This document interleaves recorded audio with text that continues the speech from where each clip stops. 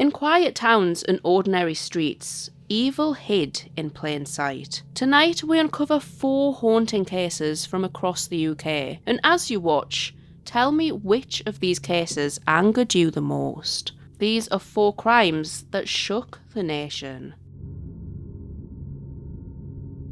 Julie Hogg, originally Julie Ming, was born in Yorkshire in 1967 to parents Anne and Charlie Ming. She had an older brother called Gary and a younger sister, Angela. Shortly after Angela's arrival, the family moved to Billingham in Teesside. When Julie was young, she was described as quiet and shy, and grew up to be much more outgoing and bubbly, with a good sense of humour and an infectious laugh.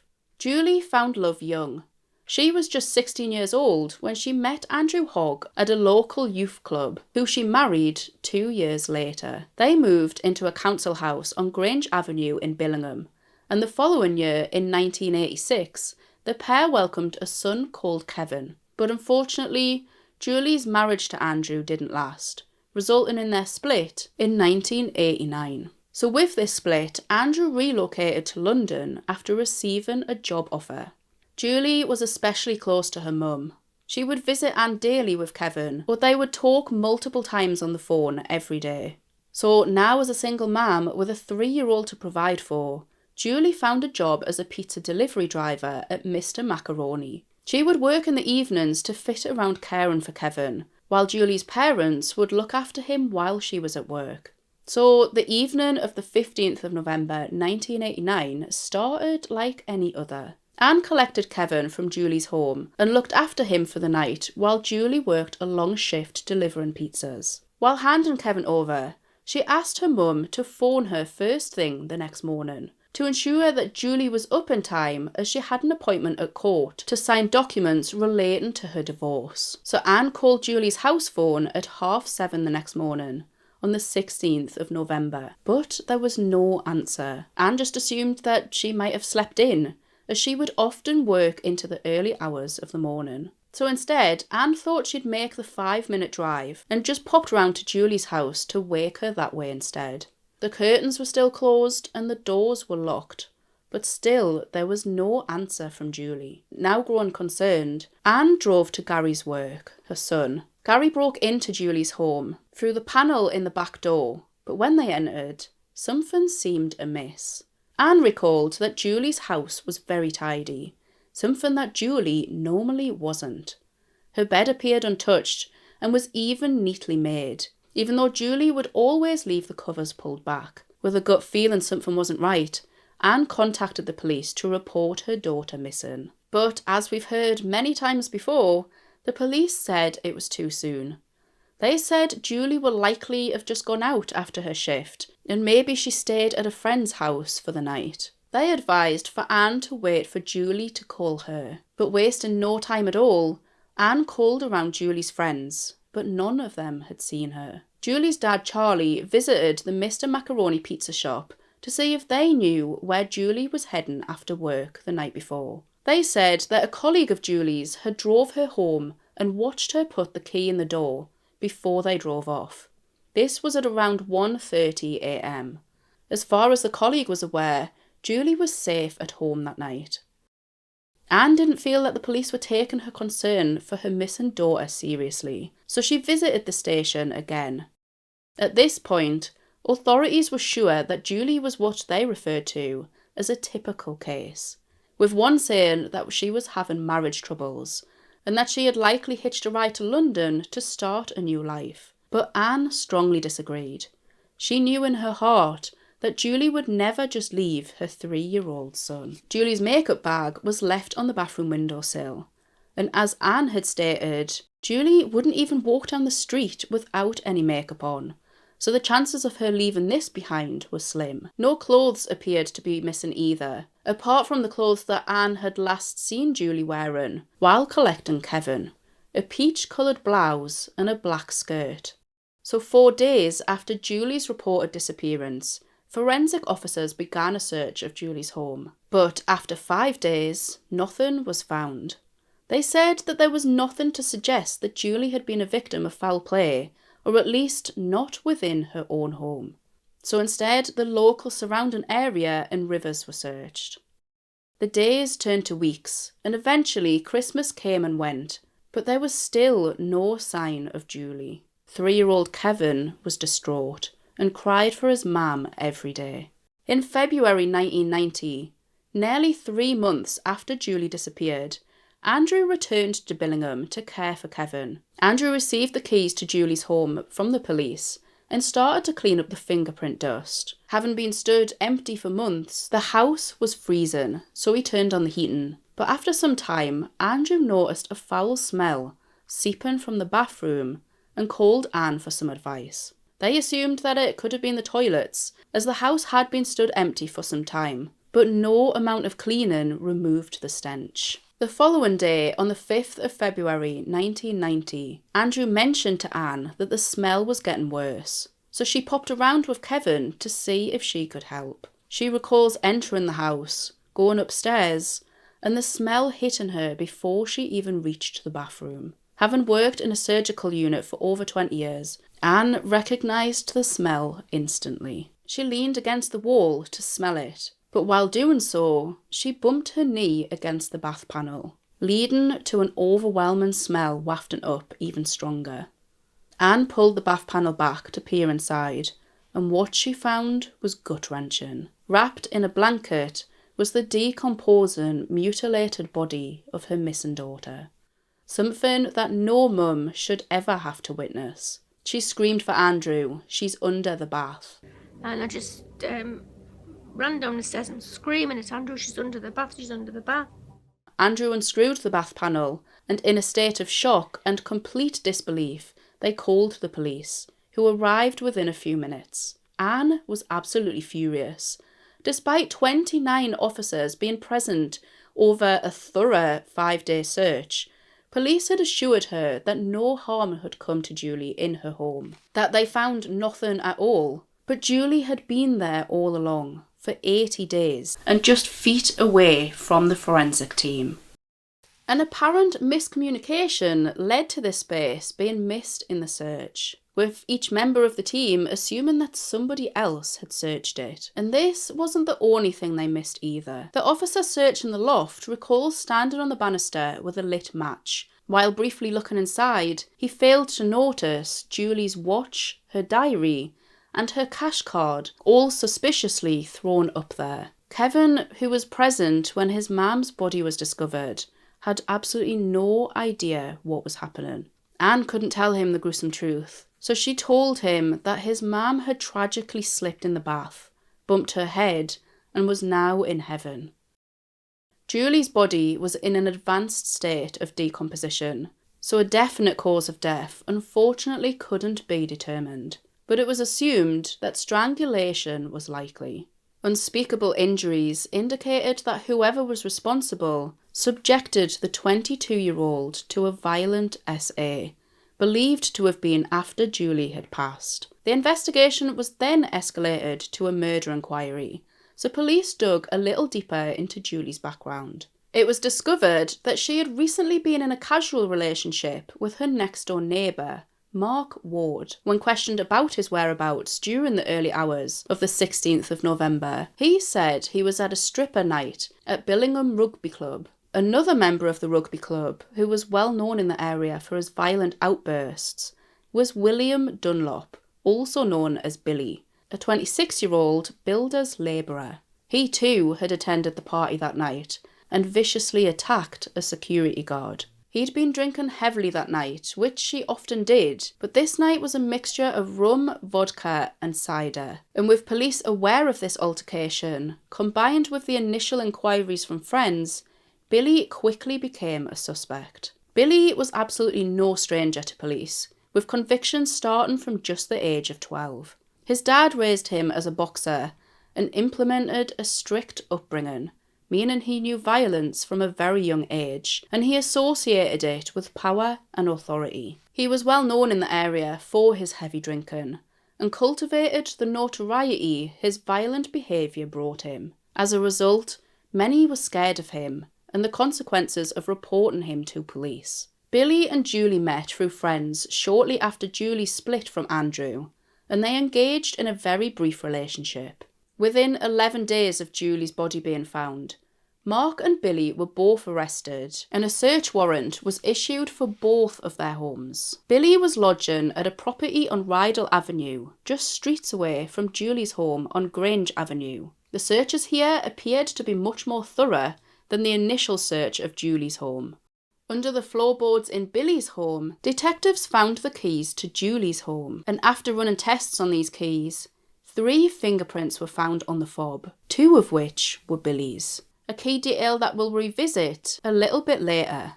This was enough evidence for police to charge Billy Dunlop on the 13th of February with the murder of Julie Hogg. No evidence tied Mark Ward to the murder, so he was released. And then even more damning evidence was later found. 9 green fibres matching the rugby shirt that Billy wore that night were found on the blanket that Julie's body was wrapped in, along with his semen and some hairs from his head. Police were certain that this was enough evidence to have him sent down for murder. But this is where everything takes a turn.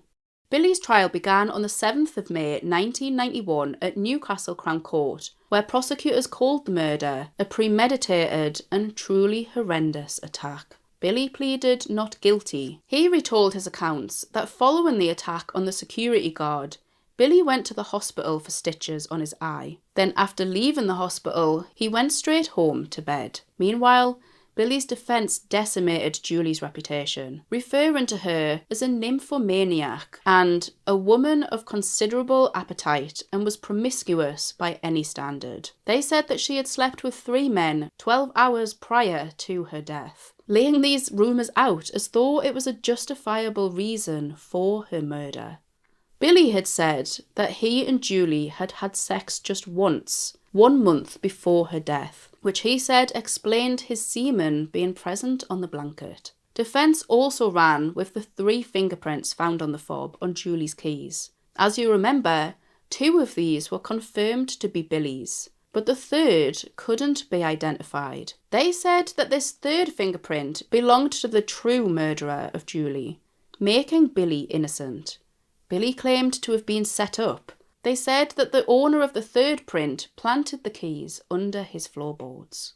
So on the 23rd of May 1991, after 14 hours of deliberating, the jury failed to reach a verdict, forcing a retrial date. Billy remained in custody, waiting for his 2nd trial, 5 months later in October. The judge asked the jury to make a quick and definite decision this time, but again, the jury couldn't reach a verdict.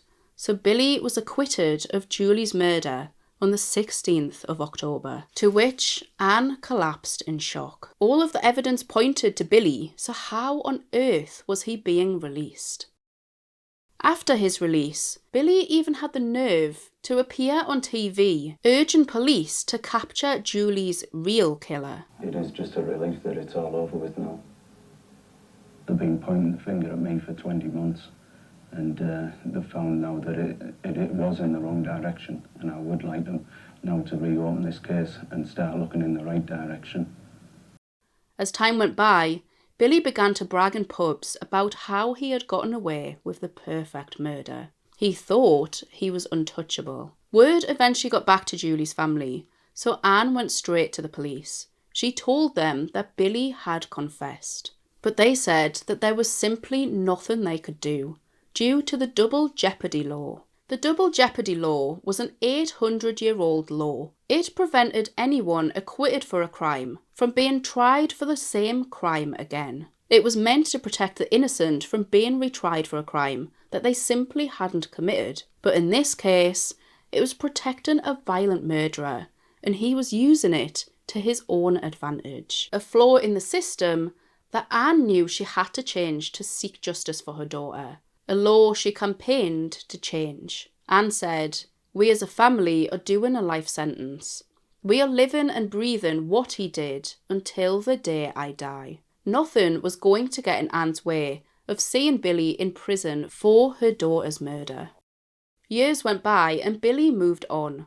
In 1987, he entered a relationship with Donna Williams, but she ended it shortly after. When Billy learned that Donna was dating a new boyfriend, Sean Fairweather, he wasn't having any of it. Billy went to Donna's home armed with a baseball bat. He walked in and beat Sean across the head and face, knocking him unconscious, and continued beating him until the bat snapped. Sean was left unrecognisable. My facial skeleton was detached from my skull. Like, near enough every bone in my face was broke. My roof of my mouth was snapped in half. Billy then turned to Donna, who was pregnant at the time, and stabbed her repeatedly with a meat fork. Friends managed to intervene, and thankfully both survived the brutal and murderous attack. Billy was arrested and charged with attempted murder, but he accepted a lesser charge of grievous bodily harm and received 7 years in prison. Although they longed for justice for Julie, Julie's family were just relieved that he was finally serving some time. While serving this sentence, Billy continued to brag about the murder of Julie, and he also wrote and sent threatening letters. He wrote a letter to Donna, stating that when he gets out of prison, he would kill her, the same as he had Julie. Donna handed these letters in to police, but it was the same as before. The double jeopardy law stood in the way. Billy also befriended a female prison guard, to whom he confessed all without knowing that she had an audio recorder taped to her. He felt comfortable telling everyone, as after all, he considered himself untouchable. 60 hours of audio was accumulated of Billy, detailing the brutal attack and how he concealed Julie's body. Just 4 days before the murder, he made a move on Julie, but she rejected him. Then, on his way home from hospital during the early hours of the 16th of November, Billy noticed that Julie's light was turned on, indicating that she had just arrived home from her shift. He decided to make yet another move, but he told the guard when he arrived, "She just took the mickey out of me and ridiculing me because I had a black eye, and my eye was split open. I just lost it and strangled her." As briefly mentioned, injuries to Julie's body correlate with brutal SA, likely after her death. This was thought to have been with a foreign object. He wrapped her body in the blanket and tried to put her body in the loft, but after abandoning this plan, he crammed Julie's body under the bath and screwed the panel back on. The best that authorities felt they could do in this situation was charge Billy for lying in court. So in April 2000, Billy pleaded guilty to 2 counts of perjury, receiving 6 years in prison. 5 years later, all of Anne's hard work campaigning to change the double jeopardy law finally paid off. 17 years in total of fighting for the change in order to seek justice for her daughter. In April 2005, the double jeopardy law was changed, allowing for the retrial of serious crimes with new and compelling evidence. 2 years later, Anne Ming received an MBE for the recognition of her tireless services to the criminal justice system. Unable to hide behind a law any longer, Billy was retrialed for the murder of Julie Hogg. He pleaded guilty to the murder of Julie on the 11th of September 2006, becoming the first person in the UK to be convicted of murder after previously being acquitted of the same crime. At 43 years old, Billy finally received life with a minimum term of 17 years in prison. Finally, Julie's family saw justice served. But this wasn't the end of their turmoil. Billy's minimum term expired on the 15th of September 2021. In December 2024, the parole board considered moving Billy to an open prison, but Julie's family vehemently opposed, with Anne saying, "It's horrible. You feel as though the prisoner is pulling the strings every step of the way." He told the board he had been a violent, hideous, uncaring monster, motivated by substance abuse and anger at being rejected, and who could have gone on to kill other people. He said that he thought Julie was a lovely and witty woman, and he took all of his rage and anger out on her when she rejected him. But he claimed to have changed in prison, deeply regretting the man that he had been. After completing numerous courses and programs, the board had said that they were satisfied that Billy had made sufficient progress to reduce the risk he posed to the public, and has shown he is able to address and replace many negative beliefs and attitudes with better ways of living, and they recommended that he should be moved. But in March 2025, Justice Secretary Shabana Mahood blocked this transfer, stating, "Public protection is our number one priority, which is why we have blocked William Dunlop's transfer to open prison." And understandably, Julie's family were elated. Anne has said, "I wouldn't want him to put another family through what he has put us through." Over the years, Billy had been considered a suspect for another murder. He was one of the last people seen with 18-year-old Tina Bell when she disappeared in Billingham in June 1989, just months prior to Julie's disappearance. Tina's partial remains weren't found until the following April in wasteland near to her family home, but he was never charged for this incident. Do you think Billy would be safe to transfer to an open prison? By all accounts, 33-year-old Josh and 30-year-old Chloe Bashford were a happy couple with 4 kids. The oldest at the time was just 15, and the youngest was only 4 years old. They were described by family and friends as a funny loving pair, completely devoted to their kids and to each other. So when news of their deaths broke, the community was left in disbelief, desperate to understand what on earth could have led to such unimaginable violence. That answer laid with 67-year-old Derek Martin. He wasn't a stranger to the family.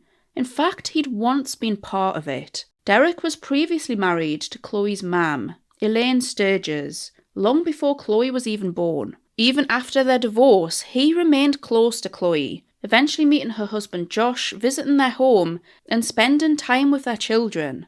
She even referred to him affectionately as her stepdad. But behind the friendly facade, things weren't quite as simple as they appeared. Elaine later described Derek to be like Jekyll and Hyde with his severe mood swings, and even Chloe's children, who viewed Derek as a granddad, noticed his short temper. The eldest described Derek as easy to be around, but he could easily switch up. On the morning of the 9th of June 2023, the Bashfords went about their day as usual. Josh left for work and the children were dropped off at school. And later that morning, Chloe met Derek at a Costa Coffee, where the two sat down for breakfast before heading back to her home on Lewes Road in New Haven. It's here that Derek did the unthinkable. While cleaning a window, Derek claims to have just lost it. At around 12:15 that afternoon, he grabbed a hammer and struck Chloe on the top of the head. He then retrieved a large knife from the kitchen and stabbed Chloe 8 times in the back and abdomen. It was revealed that this attack had been so violent, 2 of the wounds penetrated 20 centimetres or 8 inches. These injuries were so severe, they tragically resulted in Chloe's death. Josh then arrived home from work only 5 minutes after his wife's murder. Upon entering his home, Josh noticed Derek waiting with a knife in his hand. Understandably in shock and likely terrified, Josh ran upstairs to his and Chloe's bedroom in an attempt to escape, but Derek chased him and continued his brutal attack. He stabbed Josh 4 times before strangling him with a rope or a belt. But what he did after the murders makes this case even more disturbing. He removed the door handles from the bedrooms where the bodies of Chloe and Josh laid, so their children wouldn't discover their parents' bodies if they returned home. He also removed his clothes and removed the doorbell camera, all details that proved important later in the investigation. Derek later collected Josh and Chloe's children from school, and CCTV showed him taking them to Costa and then to McDonald's. He appeared calm and acting as though nothing had even happened. Imagine, the man that had just murdered their parents sat across from them while they're completely unaware. He told the children that their parents had had an argument at home, and later told police he wanted things to remain as normal as possible for them, as they meant the world to him. I mean, what a completely stupid comment, having just murdered both of their parents. After this, Derek discarded Chloe's phone and took the children to Elaine's home in Brighton, who, if you remember, was his ex-wife, or Chloe's mum. He then bought some beers and drank them on Brighton's seafront. During this time, he sent a couple of text messages, one of which read, "Elaine, I'm so sorry. I can't believe what I've done. I know everyone hates me anyway, especially the boys. I hate myself anyway, and please, please look after the children really well." He also sent another insisting not to take the children home. Just before 7 p.m. that same day, around 7 hours after the murders, he calmly handed himself into police, where he confessed, "I've just killed 2 people. What's happened today? Killed 2 people. You've killed 2 people, okay. Do you suffer with any mental health? Can I just ask quickly? Bit. Sorry? A bit. What's that? Anxiety and depression. Okay.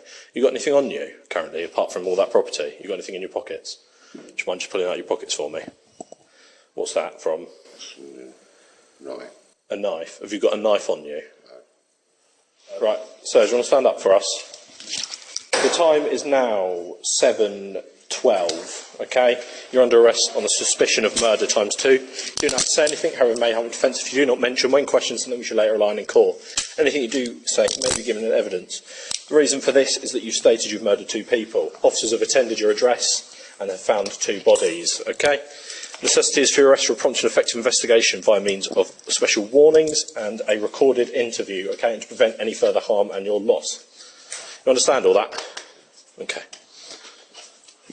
When questioned why he committed the murders, he responded, "I don't know, I'd just had enough. It's just constant money, money, money, go out, go out, go out." He claimed he couldn't remember the argument that broke out between him and Chloe word for word, but recalled it along the lines of him saying, "You fucking promised me, I want my fucking money." He alleges she responded, "Well, don't bother with us anymore, don't bother coming round anymore," and recalls losing it after this remark, as he had done a load of work for them. He recalled feeling used. Allegedly, Chloe owed Derek some money, which she was paying back on a monthly basis. Reports differ though regarding the amount that she owed, so it's unclear what the true amount was. But Derek was also in a lot of debt himself at the time, due to gambling. Again, the definite amount isn't clear, but reports range from between £8,000 to £11,000. Psychiatrists determined Derek's childhood was very violent, from which he suffered with depression for decades. He was taken into care where he was abused, and from here spent a life in and out of prison for stealing. He told officers he'd not been taking his antidepressant medication for roughly 6 months prior to this attack, as he thought it wasn't working. So officials felt it was best for Derek to be analysed by a psychiatrist. He was evaluated by 5 different psychiatrists, all of which concluded he did have a depressive disorder at the time of the murders. But they disputed about the severity and whether it reduced his culpability for the killings. Only one determined it did have an impact towards the murders, whereas another remarked that Derek's depression is self-reported. They had said someone can say they're depressed, it doesn't mean they are. But prosecutors focused on his calculating behaviour, hiding evidence, removing the door handles and the doorbell camera, and changing his clothes before confessing at the station. Actions that they said showed clear understanding of what he had done. While in custody, he wrote a note to officers stating where he had discarded Chloe's phone, telling them that they would find it in the bushes outside Sainsbury's in New Haven. At trial, Derek admitted to killing Josh and Chloe, but he denied murder on the grounds of diminished responsibility, resulting from a depressive disorder. After a long and painful wait, with a trial date being delayed multiple times, the families finally received the justice they were longing for on the 24th of October 2025. The jury weren't convinced by Derek's defence that decades of mental health issues contributed to his behaviour that day. They believed he was in control of his actions, and after 6 hours of deliberating, found him guilty of the murders of both Josh and Chloe Bashford. On the 6th of November 2025, 67-year-old Derek Martin received the sentence of life in prison with a minimum term of 29 years, giving the family reassurance that he's likely never getting out. Josh and Chloe's eldest son, now 18, has said, "It's completely torn us apart. I have nightmares and constant flashbacks to that day. There's not a day goes by that I do not think about them. Holidays, birthdays, and Christmas are now painful reminders of what was taken from us. I know that pain will never fade. It has shattered an entire family. We will always remember them. I will never forgive him. None of us will. They were the best parents a family could wish for, and we miss them every day. Elaine has said, "He had a temper, but I never thought he was capable of doing anything like this. I would never have let him near Chloe and Josh if I thought it was like this." This case just reminds us how thin the line can be between normal life and something unthinkable. A family breakfast, a small argument, and within hours, lives were destroyed forever. Derek Martin wasn't a stranger. He wasn't even an intruder. He was like family, and yet something inside him just snapped that day. He crossed a line that he could never come back from. But at the heart of this story are two people who should still be here today. Chloe Bashford was just 30 years old, a loving mum of 4, and described by her family as gentle, funny, and full of warmth. She adored her children, and she trusted the man who would one day take everything from them. Josh Bashford was 33 and a devoted husband and father. Friends say he worked hard, loved his kids fiercely, and was happiest when he was home with his family. Together they built a life full of laughter and love, and together they were taken in the most brutal, senseless way imaginable. Their 4 children now grow up without the parents who meant everything to them, but they'll always carry their memory. Today we're visiting a tragic UK case local to myself, the story of Lee Irving. Lee grew up in West Denton, Newcastle upon Tyne, with his 3 brothers, Joe, Charlie and Owen. At around the age of 4, Lee was diagnosed with significant speech and learning disabilities. These challenges affected how he processed information, how he made decisions, and how he understood the world around him.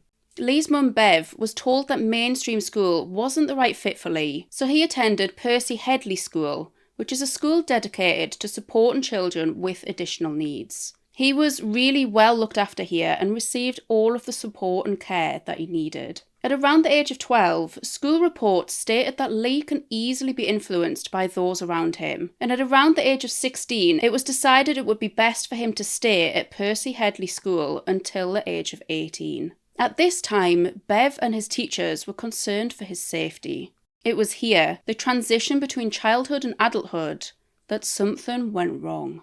So how did a young man surrounded by love and support fall into the hands of people who would ultimately take his life? As Lee grew older, he craved what most people his age crave: independence, freedom, and most of all, friends of his own. But this resulted in Lee choosing to spend time with homeless people, and his mum Bev reporting him missing regularly. He was being taken advantage of repeatedly, often returning home with his money and his clothes stolen. Without consistent supervision and his learning difficulties making it hard to judge character or danger, Lee became vulnerable to manipulation. From the age of 20, Lee was arrested often, usually for stealing or alcohol or substance-related offences, and on one occasion was arrested for simply being with someone who stole a watch. Lee was placed on a tag for this, a device that monitored where he was and was expected to be home by a certain time, but Lee had no concept of time, so this was a recipe for disaster. Instead of being viewed as someone in need of protection,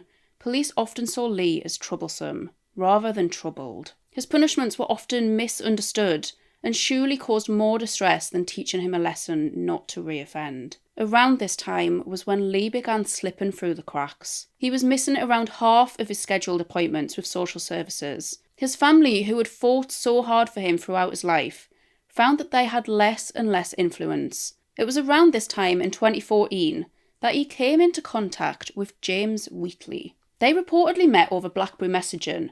I'm not familiar with BBM, so I'm not fully sure how it worked, but it sounds kind of similar to a group chat with James asking who was up for a party. James was already well known to the police for violence, manipulation and intimidation. What Lee saw as a friendship was something far darker. What initially began as visits to James's house slowly turned into something much more sinister.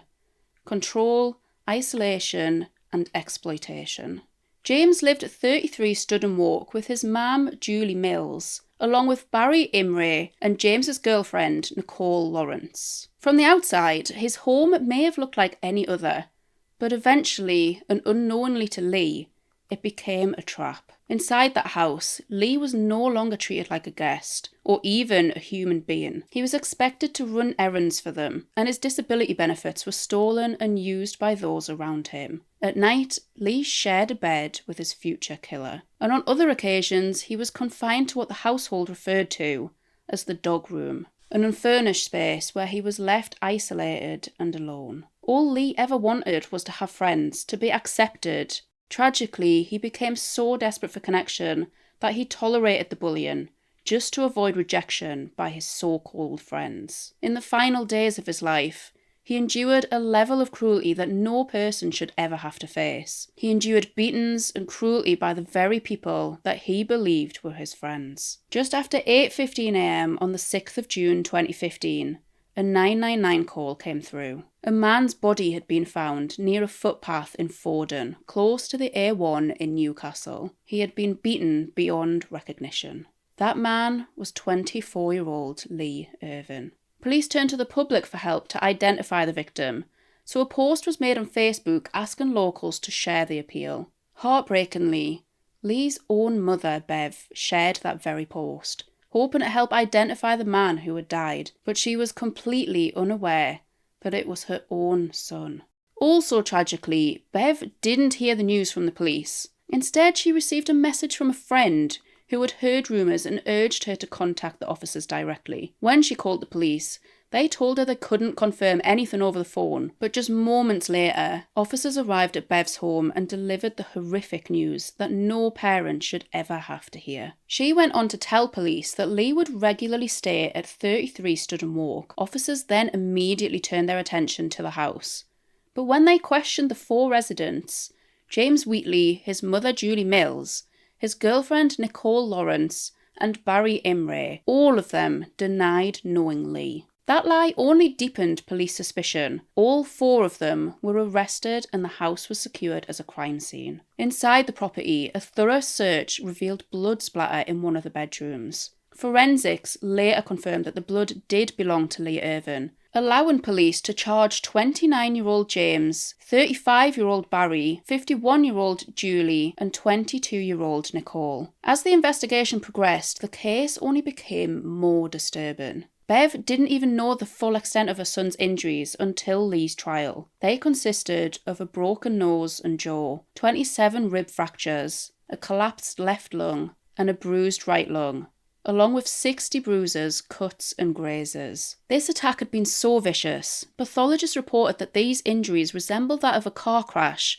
without wearing a seatbelt. They also found that some ribs had begun to heal, but they were then fractured again, indicating that more than one assault took place. As if these injuries aren't heartbreaking enough, they also found substances in Lee's body. A combination of morphine, Valium, and buprenorphine, which is a medication for heroin addicts, was used to sedate Lee over the 10 days to stop him from escaping. The torture is believed to have started around the 28th of May, and continued until the 5th of June, the day before his body was discovered. The cause of death was determined to be respiratory failure as a result of the brutal assaults. Even further disturbing evidence confirmed just how involved and how cold-hearted each of the residents at 33 Studham Walk truly were. James had hidden the phone of each of his housemates in a bag at the back of the garage belonging to 33 Studham Walk. What was uncovered in those phones is chilling. There was text messages and search history, all proof of what they did and just how little they cared. James's confession was right there in the text to his girlfriend. I walloped him. I gave him a broken nose, 2 black eyes, cut on his eye. And in another text, smashed Lee all over. Should see his face, my God. Almost as though this vile man, if you can even call him that, was pleased with what he had done. Nicole's reply was just as cold. Once he's gone, you can prove nought. When he is gone, give your room a good clean out. The twisted little cow was already thinking about how to cover it up. Texts from Julie's phone also showed that she knew what her son had done. You want to see Lee. It's like a bloodbath. He's like an elephant man. Yet throughout all of this, through 10 days of pain, sedation and isolation, not one of them sought help for Lee, and it was made obvious that they knew he needed it. Search history on James's and Nicole's phone included, "Why is my body cold after assault?" and symptoms of a bleed on the brain. These weren't panicked searches for help. These were private attempts to understand how much damage had been done without ever getting a doctor involved. And tragically, this wasn't the only missed opportunity to save Lee. During the period of Lee's captivity and abuse, police actually attended the home of 33 Studden Walk, but not for Lee. It was a separate matter, reportedly involving one of the other residents, one of the accused. It's not clear what the incident was about exactly, but it was resolved quickly, and the police saw no reason to search the house. Had they searched the house that day, maybe the outcome would have been very different. Maybe Lee would still be alive today. When it finally became clear that Lee was no longer moving, James instructed Barry to dispose of the body. Barry, who like Lee also had learning difficulties, was terrified. He later told the court, "You can't say no to James." He pushed Lee in a pushchair around half a mile from the house to the path in Fordon and called 999 himself,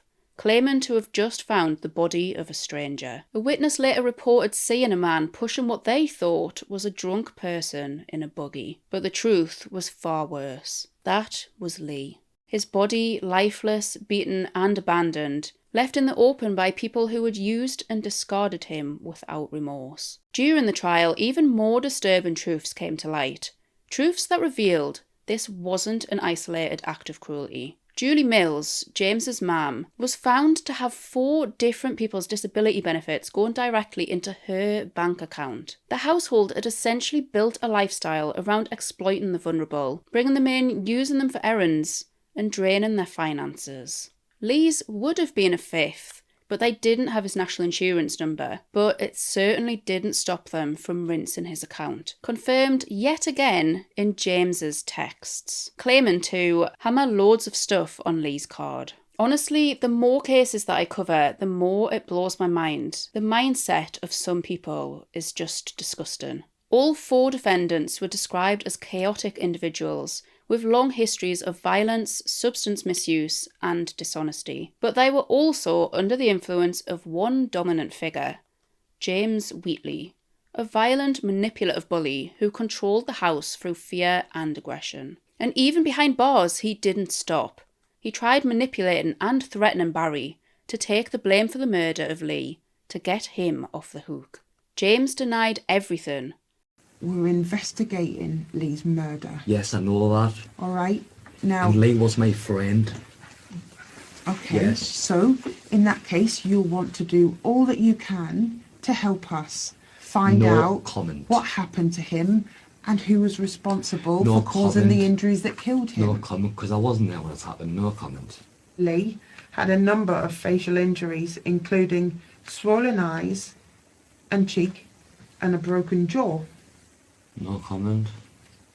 Irving was on the bare floor, lying on his back, dead.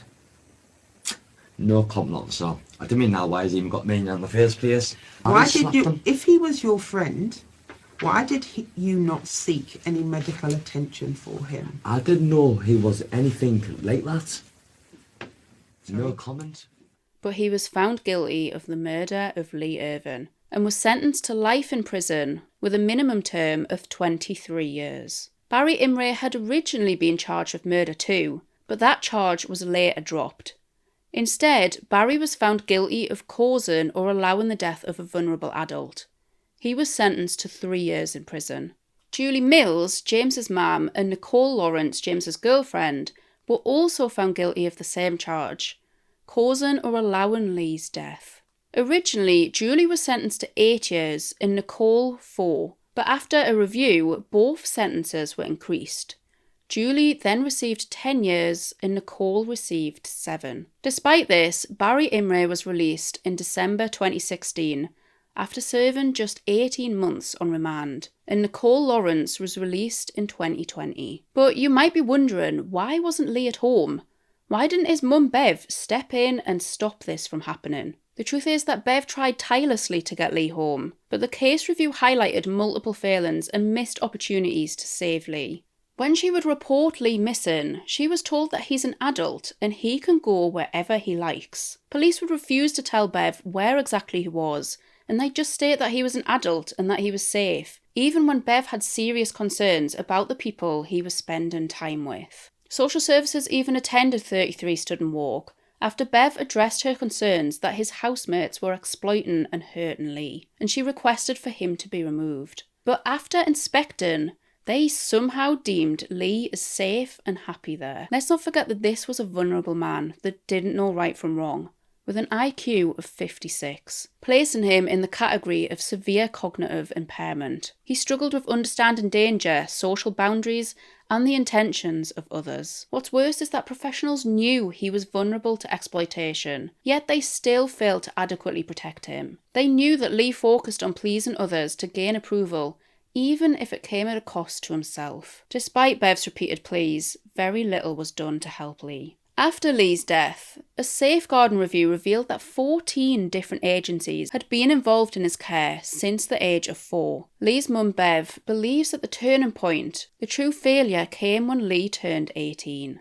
The transition from children's services to adult services meant the support that he relied on simply dropped away. But Lee hadn't changed. He still needed the help. He still needed protection, because turning 18 doesn't magically give anyone the ability to navigate the world safely, especially when they live with severe learning difficulties. Now, Bev is calling for change. She's campaigning for a new legislation known as Lee's Law, which is currently under review in Parliament. Lee's Law would recognise crimes against disabled people for what they are: disability hate crimes. It will require agencies to consider a person's capacity and not just their age. And it will also ensure that parents, just like Bev, can stay involved in the decision making when their vulnerable children reach adulthood. Bev has said, "He was the most harmless, nicest person you could ever imagine, and that's why they targeted him.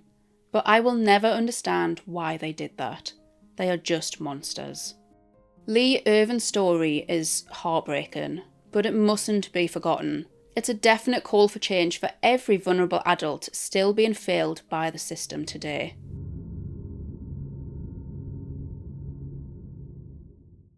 Katie Kenyon, who was 33, lived in Padiham in East Lancashire in the UK. She was a mum of 2, aged 12 and 14 at the time of this case. Although not a great deal is known publicly about her background or her upbringing, those closest to Katie described her as a fantastic mum with a beautiful soul, who was rarely ever alone. She was always surrounded by children and laughter. She had a playful side too, one that her niece and nephew especially were drawn to, earning her the affectionate name of Auntie Crazy. But on the 22nd of April 2022, something happened that immediately didn't feel right. Just after 2 p.m. that afternoon, both of Katie's children received text messages from Katie's phone. I'll show the exact wording on the screen, but the messages were similar in tone, explaining that their dad would be taking care of them for a while, and that Katie needed to go and get some help. The messages didn't exactly say what the help was for,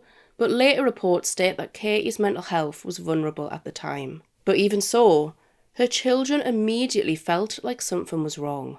There were spelling mistakes, and the wording didn't even sound like their mum. And in later messages, even their dog's name was misspelt. Concerned, the children showed the messages to their Auntie Sarah. She too agreed that something was amiss, not only from the spelling mistakes and the tone, but just from knowing that Katie would never just leave her children. So at around 5 p.m. that evening, Katie's family reported her missing. With a little gut feeling, Sarah, accompanied by her partner, visited Andrew Burfield's house. Katie and Andrew met in 2019 and continued to engage in a difficult on-off-again type relationship.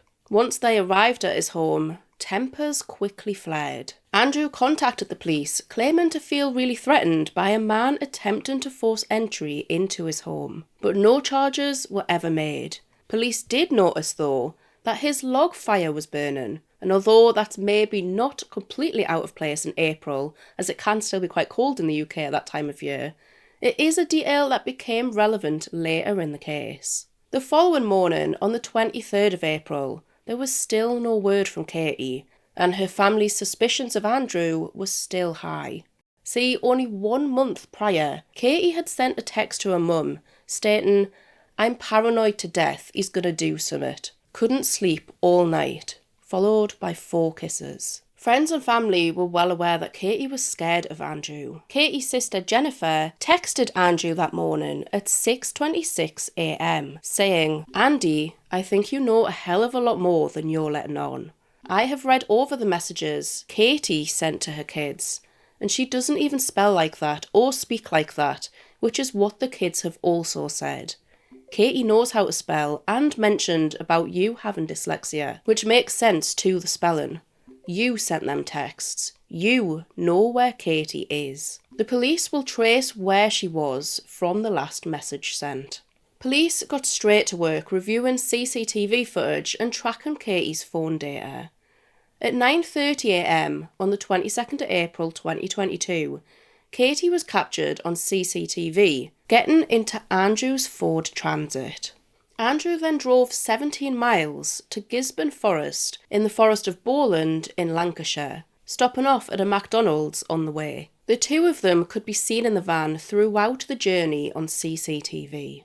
Katie's phone records showed that they stayed in the forest for around 42 minutes before pinging off other cell towers during their journey home. But CCTV footage on the way home raised a major red flag. Only one of the 2 could now be seen in the van, and that was Andrew Burfield. Katie Kenyon was seemingly no longer with him, but her phone clearly was. It was later discovered that Andrew left his own phone at home. Now linking Andrew as the possible last person with Katie, police arrested Andrew that day on the 23rd of April for the suspected kidnap of Katie.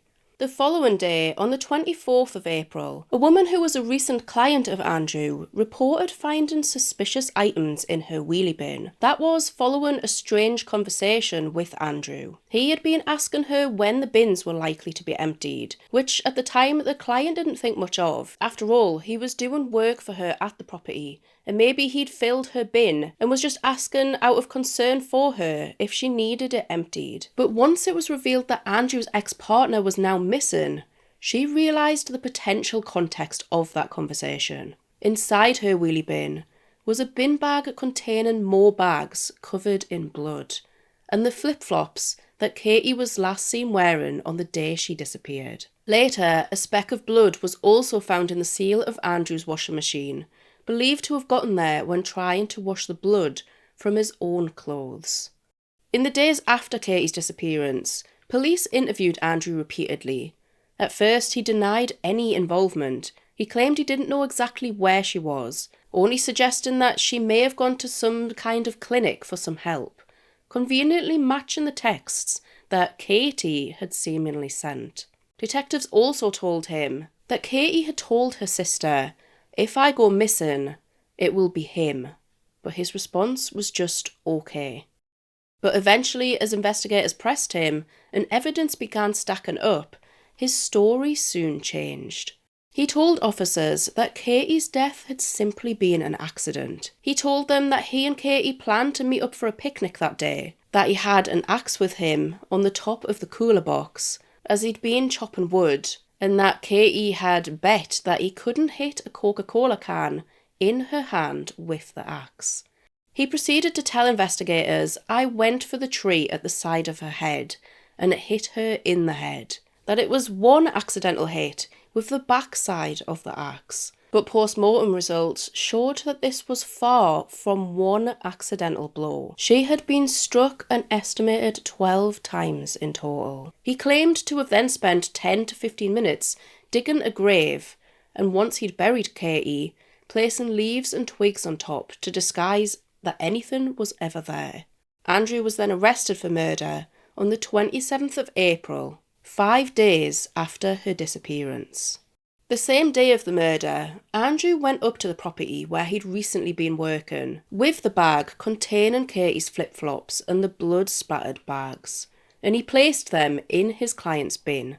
He also placed another bag in the bin of the spa on the same street that he lived on. This bag contained Katie's burned phone. That first night, when police arrived at his home, following the disturbance with Katie's sister and her partner, he was trying to destroy evidence by burning Katie's phone in his log burner. Also, while at home that night, he switched his own SIM card from an iPhone 8 to an iPhone 7. Police now knew that Andrew had murdered Katie, but they still couldn't find her body. A search was already underway at Gisborne Forest, consisting of helicopters, dogs, mountain rescue volunteers, drones and firefighters, but they couldn't find any traces of Katie.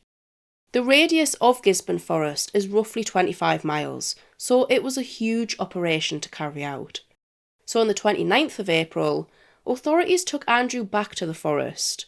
While handcuffed and dressed in a white suit, he led them to where he'd buried Katie's body, disturbingly sitting down when he reached the location. Forensic investigators even said that Andrew had hid the location so well they would have struggled to have ever spotted it. If you are to place a body inside a grave, the void the size of one of us inside a grave, you would expect to create a mound subsequently. You wouldn't have a perfectly flat surface. This had a perfectly flat surface. It was finished impeccably to a point where you would not even realise a grave was there. He's actually taken layers. So he took a layer of topsoil, a layer of soil, put them on the side, a layer of clay, put it on the side. This was a 7-day search for Katie that her sister described as a full week of torture, during which Katie's children couldn't make sense of what was going on, and they were asking hundreds of questions, which the family simply couldn't answer. In the aftermath, the children were forced to leave their family home and were taken in and raised by Katie's mother, Dawn. In the hours following the murder, Andrew sent text messages from Katie's phone as a charade to portray that she was still alive. But as we already know, this only backfired. First, he replied with 2 laughing emojis to a message that Katie had received from her daughter. Then he sent messages to both of Katie's children regarding seeking help. He also mentioned himself in these texts, which may have been another really big clue as to who the culprit was. And he also sent a voice message to Katie, voicing his concern about her. Hi, Babs, I'm at work. Listen, I've just got your message. Will you please ring me? I'm a bit worried. Just ring me. You don't have to do this. I'm not worried about the money. I'm not worried about the money. Just ring me, please. I love you. It was later revealed that the messages he had sent to both of Katie's children had actually been drafted in his phone for around 1 month prior to the murder. Now highlighting that this was no accident. Andrew Burfield had been planning Katie Kenyon's murder. But Andrew continued to deny the murder. That was until the 3rd day of his trial. Realising the evidence was mounting against him, he changed his story yet again and pleaded guilty to the murder of Katie Kenyon. During the search of the burial site, investigators found 2 different sets of footprints, evidence that they say proved Andrew had visited this area on 2 different occasions. The night before the murder, Andrew had borrowed a set of ladders and a spade from his parents. He made his way to the forest the night before their planned meeting and dug a hole intended as a grave. The spade and the axe were found in Andrew's cellar, which forensics confirmed Katie's blood was present on the weapon, despite him attempting to clean away the evidence.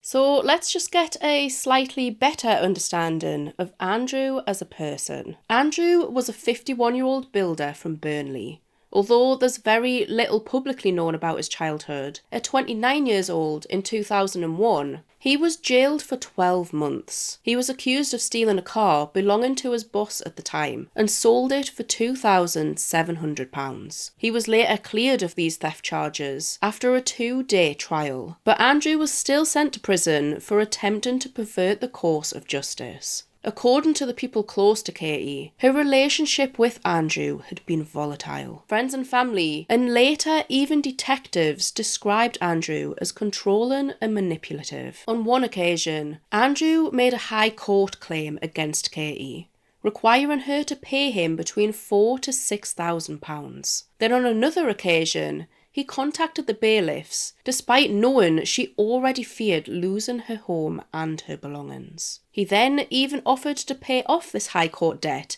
that he had put upon her and offered to pay for rehab for her. The Detective Chief Inspector, who described Andrew as a wicked and deceitful bully, said, Andrew first sent bailiffs to her house, then sought to rekindle a relationship, all to lure Katie to the woods, where he would murder her in the most heinous of circumstances. Most reports state that they were ex-partners at the time of this murder. In a victim statement, Katie's sister Sarah shared that Katie tried to stop Andrew from doing what he did to her to other women too, and that it cost her her life. To this day, there is still no clear motive behind this cruel murder.